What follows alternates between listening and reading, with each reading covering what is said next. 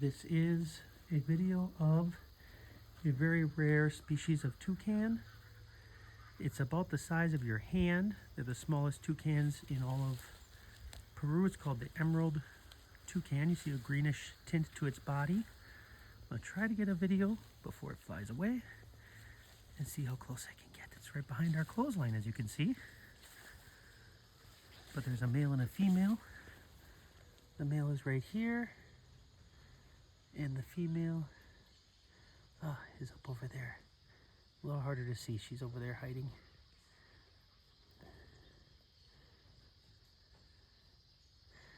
If I'm not mistaken, these are only found in this altitude of Peru, nowhere else in the world. But it's a toucan, like I said, the size of your hand. You see the emerald green color of its feathers. Just tiny little guys. Very special. Look at the clothesline is hiding me so it doesn't fly away.